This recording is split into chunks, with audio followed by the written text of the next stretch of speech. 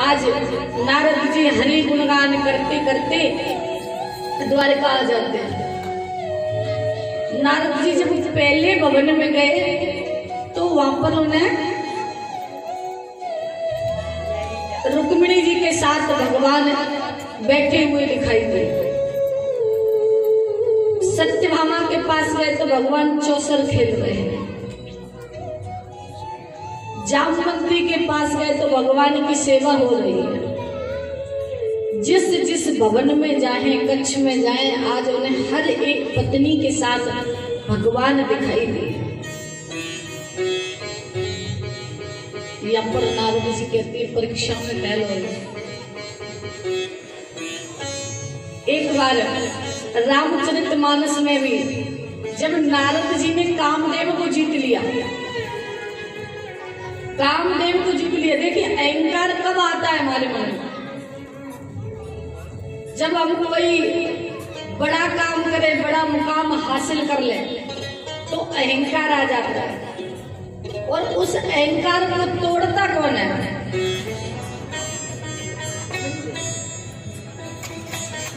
अहंकार को कौन तोड़ता है? परमात्मा। क्योंकि भगवान कहते हैं जैसे एक माँ अपने बालक की रखवाली करती है।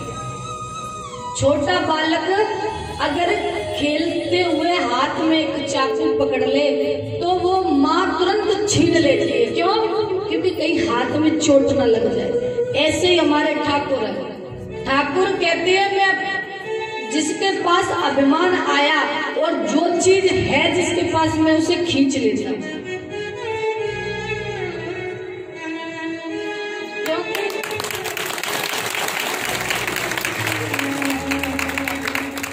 क्योंकि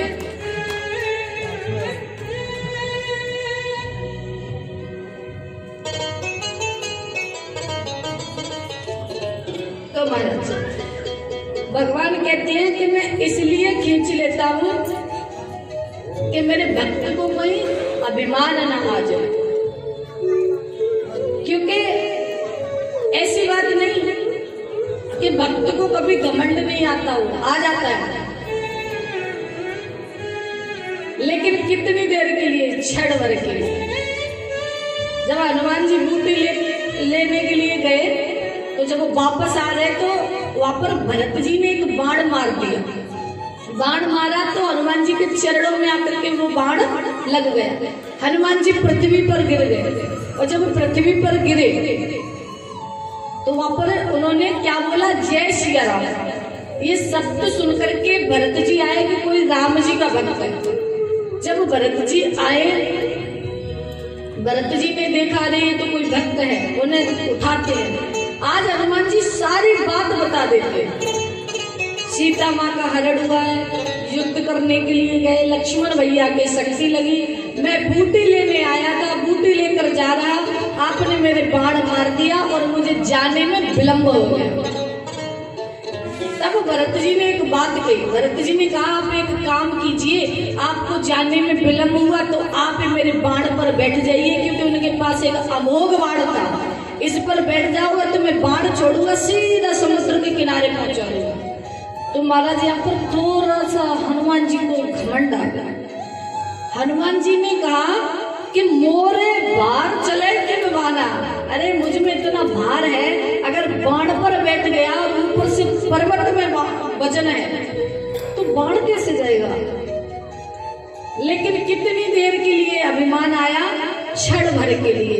फिर तुरंत राम जी का स्मरण किया और हनुमान जी सोचने लगे कि क्षण भंगुर जीवन की कलियां, कल प्रात को जान खिली न खिली, प्रभु को भजले तू अरी रसना, फिर अंत समय पे हिली न हिली। कल काल कुठार लिए फिरता, तन नम्र पे चोट झिली न झिली, प्रभु को भजले तू अरी रसना, फिर अंत समय पे हिली। तो महाराज अभिमान आता है भक्त को थोड़ी देर के लिए, थोड़ी देर के लिए अभिमान आया, फिर वो स्मरण करता है ये जो हमें मिल रहा है वो किसकी बदौलत? ठाकुर जी की बदौलत। तो फिर हम कौन है? हम तो जो भी हैं इनके दास हैं, और दास बन के रहने में ही भलाई है। आगे नारद जी को अभिमान आ गया।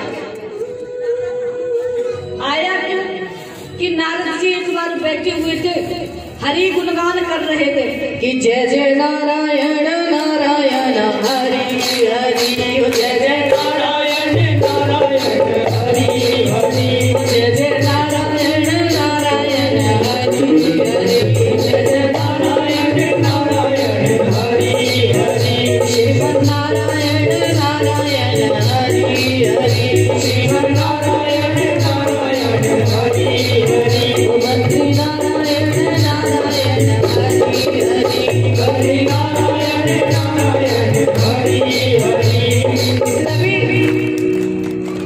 भगवान का भजन करते करते करते करते इतने मस्त हो गए नारद जी कि उनकी समाधि लग गई। और जब समाधि लगी तो ये दृश्य देखा इंद्र घबरा गया कि नारद ने समाधि लगाई गई, भगवान प्रकट हो गए और प्रकट होकर वरदान नारद जी ने मांग लिया तो कहीं हमारा इंद्रासन छीन लिया।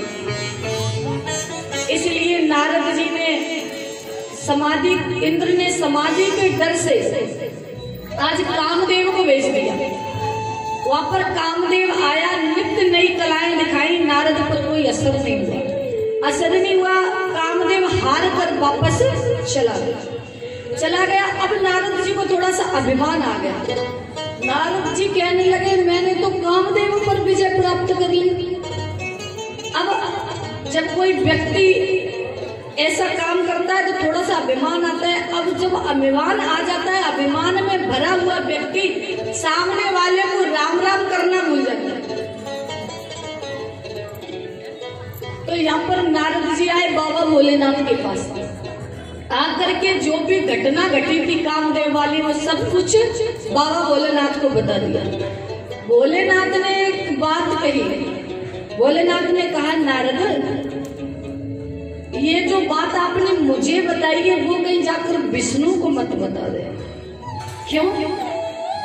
क्योंकि किसी में तो शक्ति होती है सहने की और किसी में शक्ति नहीं होती है सहने की, तो फिर उसमें शक्ति होती है कहने की। तो महाराज यहाँ पर नारद जी को समझाया, लेकिन नारद नहीं माने। अभिमान में डूबे हुए नारद आज विष्णु के पास पहुंचे, बैकुंठ नगरी पहुंचे और बैकुंठ में जाकर के प्रणाम करना विष्णु को भूल गए। फिर भी विष्णु ने नारद जी से कहा कि आप इतने दिनों बाद आए हो, अहो भाग्य हमारे जो संत हमारे घर पर आए। विष्णु ने उन्हें बिठाया पास। आज नारद जी ने सारी कहानी बाबा भोलेनाथ को जो सुनाई थी और उन्होंने मना किया था, फिर भी विष्णु को सुना दिया। विष्णु कहते हैं इनके मन में जो गर्व का अंकुर पैदा हुआ है मैं इसे अवश्य तोड़ डालूंगा। नारद जी वहां से चलते हैं। विष्णु ने एक विश्व मोहिनी सुंदर एक कन्या पैदा की और एक नगरी बड़ी ही सुंदर बना दी। उसमें एक राजा शील नदी नाम का पैदा कर दिया। आज उस राजा की कन्या का विश्व मोहिनी का स्वयंवर होने लगा। और जब नारद जी वापस आए तो देखा बड़ी भीड़ इकट्ठी है। नारद जी दौड़े दौड़े इस भीड़ के पास पहुंचे, पूछा आज यहाँ पर क्या हो रहा है? तो महाराज गांव वालों ने कहा आज शील नदी जो राजा है इनकी कन्या का स्वयंवर है। नारद जी ने जब उस कन्या को देखा और कन्या को देख के ही नारद जी इस पर मोहित हो गए। इतनी सुंदर कन्या थी। तभी नारद जी मन में विचार करते हैं कि जो व्यक्ति इस कन्या के साथ विवाह करेगा वो तो अमर होगा। मन में लालच। अब नारद जी उस कन्या को देख के फिर खुद को देखें।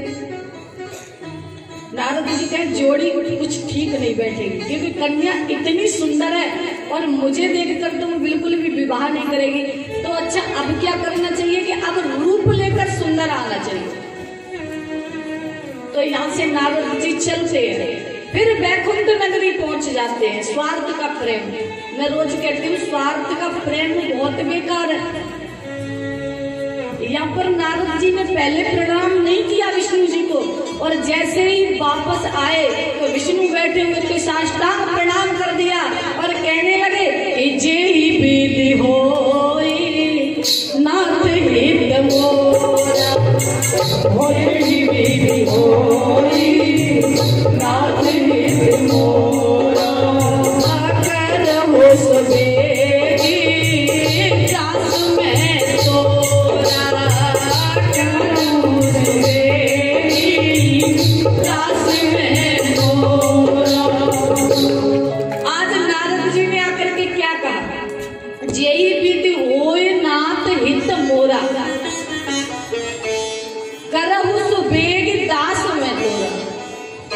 हे प्रभु, जिस प्रकार मेरा हित हो वही काम कीजिए। क्यों?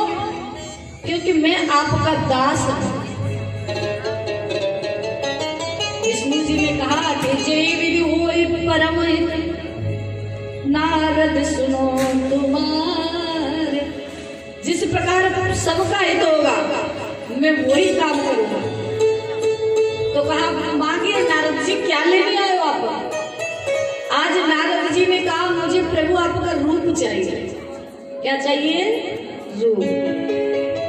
रूप कैसा? हरि रूप चाहिए। भगवान ने कहा ठीक है। नारद जी वहां से चलते हैं। भगवान ने उन्हें रूप कैसा दिया? एक बंदर का। आज बंदर का रूप लेकर के नारद जी उस स्वयंवर में आते हैं और साथ में 2 गढ़ और भेज दिए। नारद जी ने अपना मुंह कोई दर्पण में नहीं देखा था कि मुख है कैसा। आजकल तो कोई चलते 100 बार पहले दर्पण को देखते हम सुंदर लग रहे थे। तो यहाँ पर नारद जी जब स्वयंवर में पहुंचे, आज वो कन्या आई हाथ में जयमाला लेकर, वरमाला लेकर। राजाओं की भीड़ इकट्ठी थी, सभी देश देश से राजा आए स्वयंवर में। नारद जी विचार करते हैं कितने भी राजा आ जाए लेकिन मुझसे सुंदर कोई राजा नहीं होगा। आज तो कन्या मेरे साथ ही विवाह करेगी। आज जाते हैं, कन्या की नजर नारद जी पर पड़ी और कन्या को क्रोध आ गया। हाथ में वरमाला लेकर चारों तरफ कन्या घूम रही। नारद जी जहां वो कन्या जाती है उसके ठीक सामने जाकर खड़े हो जाते हैं, अरे मुझे देख और वरमाला। लेकिन वहां पर ऐसा नहीं हुआ।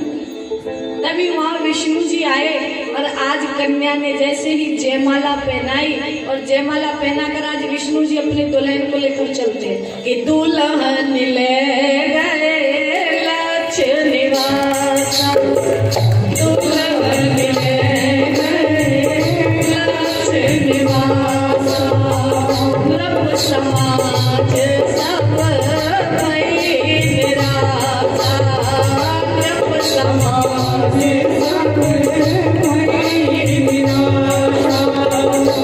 आज जैसे विष्णु जी अपनी दुल्हन को लेकर गए, जितने भी राजा बैठे थे सब निराश हो गए। नारद जी विचार करते मैं इतना सुंदर रूप लेकर आया, फिर भी कन्या ने मेरे गले में जयमाला क्यों नहीं पहना है?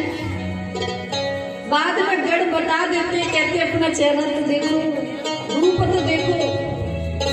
आज एक थाली में पानी भर लिया और जैसे ही अपना मुख देखा नारद जी ने और देखते नारद जी को क्रोध आ गया।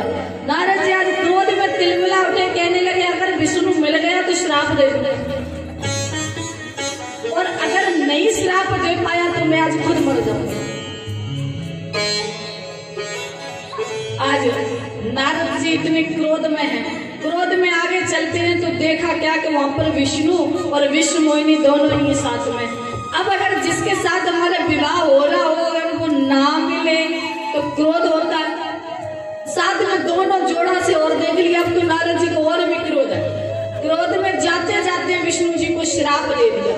कहा विष्णु मैं तुम्हें श्राप देता हूँ कि तुमने मुझे स्त्री के लिए भटकाया है। एक दिन ऐसा आएगा कि तुम भी स्त्री के लिए भटकोगे, और जो आपने मुझे रूप दिया है बंदर का, वही बंदर तुम्हारी सहायता करेगा। अब ऐसा श्राप सुन लिया, विष्णु जी ने अपने सिर पर श्राप को धारण किया और जो भी माया में थे नारद जी सारी माया को खींच लिया। खींचने के बाद जब नारद जी को होश आया, नारद जी ने कहा प्रभु हमसे गलती हो गई, हमने आपको श्राप दे दिया। आज नारद जी क्या कहते भगवान से कि मैं गिरते गिरते संभल गया, मैं गिरते गिरते संभल गया, मैं गिरते गिरते संभल गया, मैं गिरते गिरते संभल गया। तेरे दर्शन को दिल मचल गया, तेरे दर्शन को दिल मचल गया, मैं गिरते गिरते संभल गया, मैं गिरते गिरते संभल गया।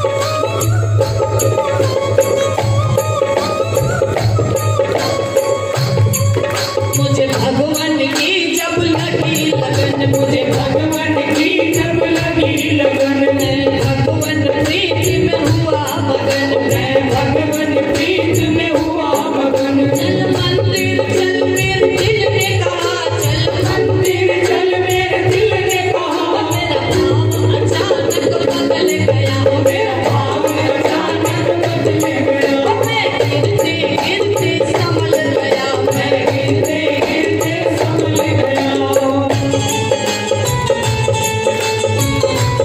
जय हो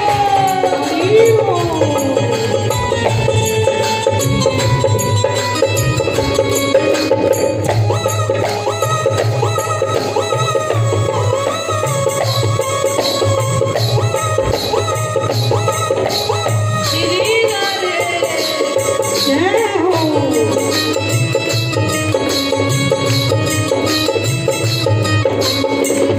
और नारद जी क्या कहते हैं? तू मंदिर कैसे जाएगा, तू मंदिर कैसे जाएगा, और दर्शन कैसे पाएगा, और दर्शन कैसे पाएगा। भक्त है लेकिन निर्धन है, तू भक्त है लेकिन निर्धन है। तेरे पास कहाँ इतना धन है, तेरे पास कहाँ इतना धन है। अचानक बदल गया, मेरा भाव अचानक बदल गया। मैं गिरते गिरते संभल गया, मैं गिरते गिरते संभल गया।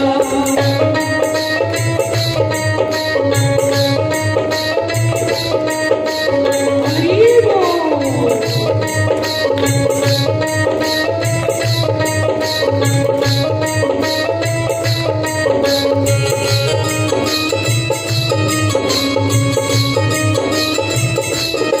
हमारे मौज फकीरा जी, हमारे मौज फकीरा जी, हमारे मौज फकीरा जी, हमारे मौज फकीरा जी। वाहिगुरु वाहिगुरु वाहिगुरु वाहिगुरु वाहिगुरु वाहिगुरु वाहिगुरु वाहिगुरु।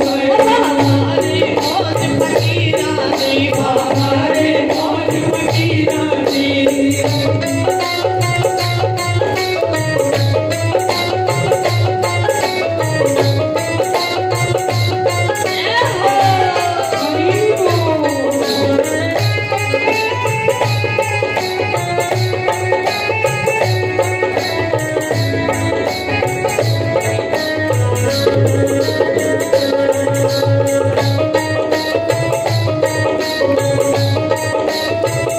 कभी तो भावे चना चमेला, कभी तो भावे चना चमेला, कभी तो भावे चना चमेला, कभी तो भावे चना चमेला।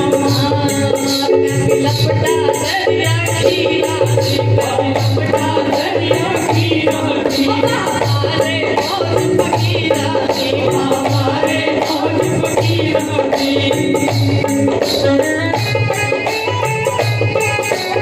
श्री राधे, हरि बोल।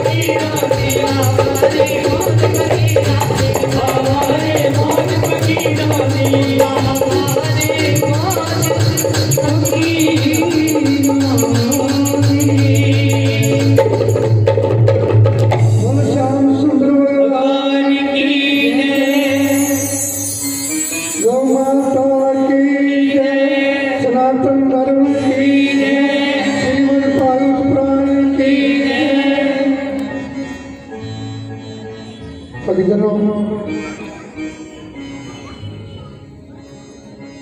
सभी जितने भी श्रद्धालु भगवान इतने आए ने, देखो कितनी कृपा हो रही है ठाकुर जी की।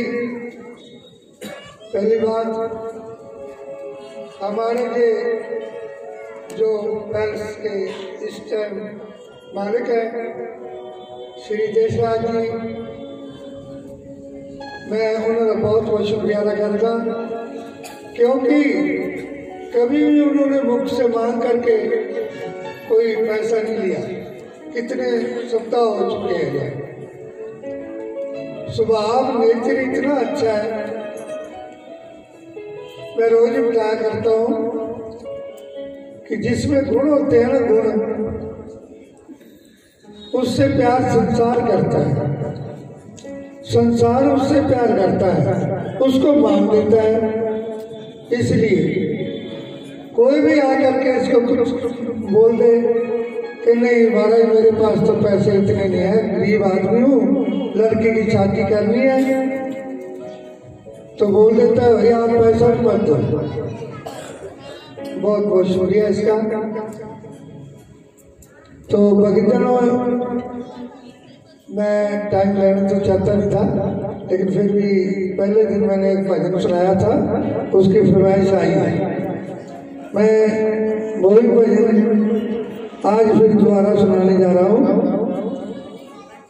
जैसे भक्तों